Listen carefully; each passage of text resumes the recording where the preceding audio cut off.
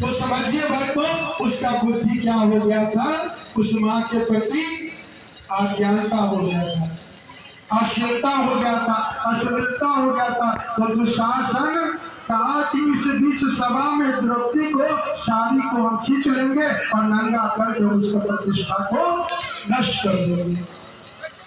जब महाभारत में इस तरह की बात हुआ तो भगवान श्री कृष्ण को भगवान श्री कृष्ण को जब कष्ट हुआ था तो द्रौपदी ने आंचल में से सूत फाड़ कर उनको अंगूठा में बांध दिया था। द्रौपदी जी ने सूत को फाड़ करके, आंचल की सूत को फाड़ कर भगवान श्री कृष्ण को अंगूठा में बांध दिया था।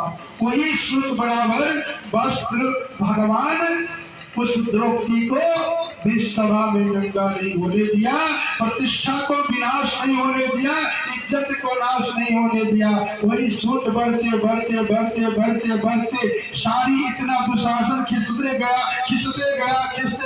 पसीना पसीना होते गया। और जब मूर्छित हो गया और यहाँ एक धारा जो सूत बराबर साड़ी जो द्रौपदी की थी वो बढ़ते चलते जा रहा था, तो साड़ी खिंचा ही नहीं रहा था। तो द्रौपदी की साड़ी नंगा नहीं हो पाया, क्योंकि भगवान को दान किए हुए समय पर भगवान उनको कहाँ बचाते हैं, तो कष्ट में बचाते हैं, विपत्ति में बचाते हैं। ये नहीं कि राजा के महाराजा के धरती पर भगवान बचाते हैं।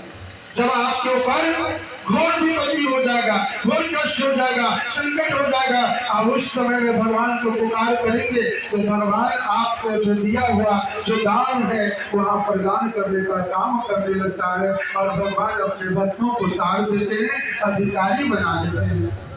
तो द्रौपदी आज भी भगवान कृष्ण की जहाँ भी चर्चा होता है, भगवान कृष्ण की जहाँ भी पूजा होता है, भागवत होता है, गीता होता है, महाभारत होता है, वहाँ द्रौपदी को क्यों नाम लिया जाता है? क्योंकि द्रौपदी ने भगवान को जीत लिए थे। भगवान को जीत कर अपना शतमान पूर्व जन्म का अपना जो असतता था उसको विनाश कर और भगवान के साथ वो जुड़ गए, भक्त भगवान कहलाने लगे। और जहाँ माता की, जहाँ कृष्ण की चर्चा हुआ वहाँ द्रौपदी की चर्चा होने का शुरू कर दिया। वो आज वैकुंठ में परम धाम में विराजमान भक्तों।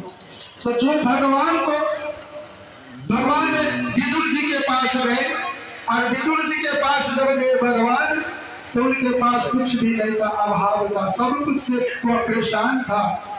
तो भगवान गए और उनको कहे कि विदुर जी की रानी, विदुरानी, आप हमको भोजन अपने हाथों से खिलाइए।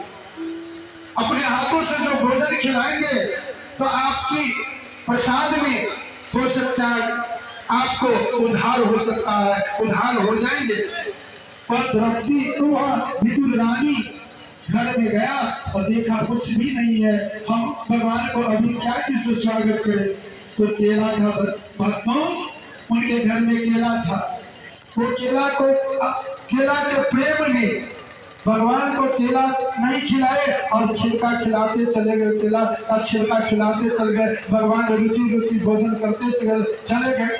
जब उनका पति आते हैं तो कहता है कि विदुर रानी से कि भगवान को खिलाए तो छिलका, केला नहीं खिलाए, कैसा आप कैसा मुझको भगवान को नहीं पहचान पाए? जो आपके घर में भगवान आ चुके हैं, आप उनको केला को छिलका खिलाते, आप केला नहीं खिलाते। भगवान प्रसन्न होकर वही कहते हैं कि रहने दीजिए विदुर जी, अब हमको इसी केला छिलका से संतुष्ट हो चुके हैं, हमको प्रसाद से प्रसन्न हो चुके हैं। आपका नाम, आपका विदुर रानी, समस्त परिवार, उस भगवान गीता में आपका नामाकरण हो जाएगा, संकीर्तन हो जाएगा। और जब मेरा नाम दुनिया में अपना शरीर छोड़ेंगे, सृष्टि पर छोड़ करके अपना शरीर जाएंगे, तो उस गीता में गीता, श्रीमद् गीता में आपका वह विदुर रानी की समस्त परिवारों का नाम उसमें जुड़कर जहाँ भगवान कृष्ण की चर्चा होगा, आपका भी चर्चा होगा, आप भी वैकुंठ को आश्रय का विराजमान होंगे। तो भक्तों, भगवान आते हैं क्यों?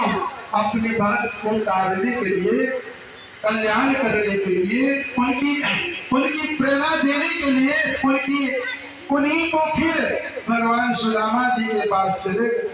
भगवान को तो लीला करना है, तो सुदामा के पास गए तो वह पूजा करा करके पंडित जी लोग की घर घर में पूजा कराते थे और वह जो लाते थे तो अपने परिवार मिलकर उस प्रसाद को खाते थे। एक समय भगवान श्री कृष्ण कहे, सुदामा जी आप ये मोटरी में क्या रखे हुए हैं? ये मोटरी भगवान को देखा तो मोटरी चुरा रहा था, छुपा रहा था कि भगवान देखेंगे तो क्या कहेंगे, इतना ही चावल, अरबा चावल